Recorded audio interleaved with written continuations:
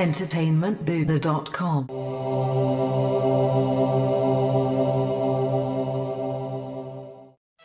Hey now, fans of Disney movies that don't have a bunch of songs in them. Matt Haywood here to review Ralph Breaks the Internet, or what I like to call the best way to explain advanced internet lingo and technology to kids and non-technical people. Or we could just go with Wreck-It Ralph 2. I'll be honest with you, my arcade-loving friends, I found this sequel to be better than the original, which is a hard feat to achieve, but one I do think the Wreck-It Ralph franchise pulls off. I just really enjoyed the story, and the whole setting of the internet is the perfect location for Ralph's brand of innocence, which borders on dolt-like.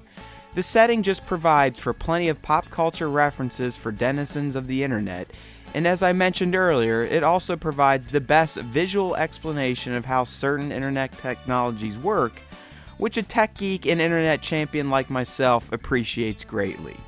There's of course a great story about friendship, and for all intents and purposes, fatherhood, at least how it pertains to letting kids grow and find their own identity in life, and how that can be painful, but also a teaching experience for caretakers.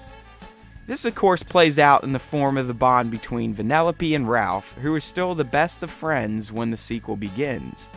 Due to Ralph always wanting to make Vanellope happy, he ends up making things worse for her in the arcade, which is why they head off to the internet in search of a way to save her game so she doesn't get relegated to the power strip forever. Once in the internet, which is brought to life stunningly in this film, Vanellope starts to realize that her world could be much larger outside of Sugar Rush in Litwack's arcade, which in turn saddens Ralph, and he does very Ralph-like things to fix his feelings. I don't want to go any further due to spoilers, but I can confirm that he does indeed break the internet over his love for Vanellope, and more than a few touching moments take place after he and her both learn something about themselves and each other along the way. Let's just say that there's a great chance you'll shed a tear if you're a parent, and if you're a father of a little girl, then bank on choking back a few, because amongst all the shenanigans in this movie, there is still a good old heartwarming Disney-style story. While the story will make your soul feel good, I have to say that my favorite aspect of Wreck-It Ralph 2 was its internet setting and how it was brought to life. It felt a bit like the world of the Oasis from Ready Player One, but even bigger because it wasn't just depicting an online game, it was depicting the whole internet. If you're someone who lived through the dawn of the net, you'll love all the references to old and new internet tech and lingo. The film also perfectly explains today's like culture and viral social media sensations, and how people will really do any dumb thing for a bit of attention. I just really appreciated how nuanced the animators and writers made the internet in this movie feel.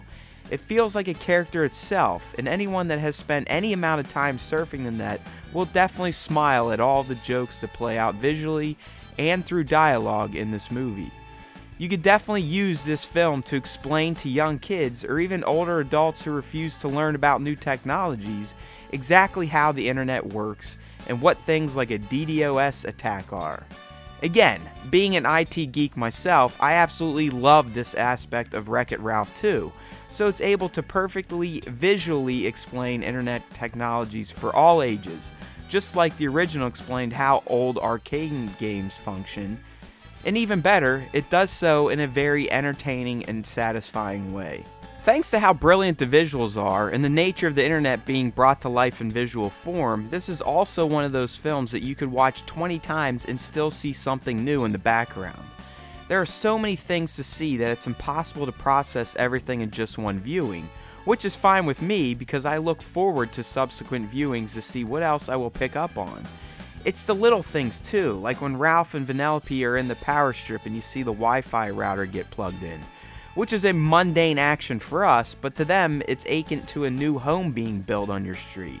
It's these little moments and their insane amounts of detail that make this movie special and well worth watching. Wreck-It Ralph 2 earns a 9 out of 10 review score from Team EB. I personally enjoyed it more than the original thanks to the grander scale of its setting and all the Easter eggs and references in it, not to mention the inclusion of every single Disney princess around, who quite frankly may just steal the show. Twice. It's definitely a great holiday weekend movie, so try to get out with the family or even yourself if you're a kid at heart still, because this sequel doesn't disappoint. Thanks for watching. Matt Haywood here for EntertainmentBoo.com, where we make you a better geek, one post at a time. EntertainmentBuddha.com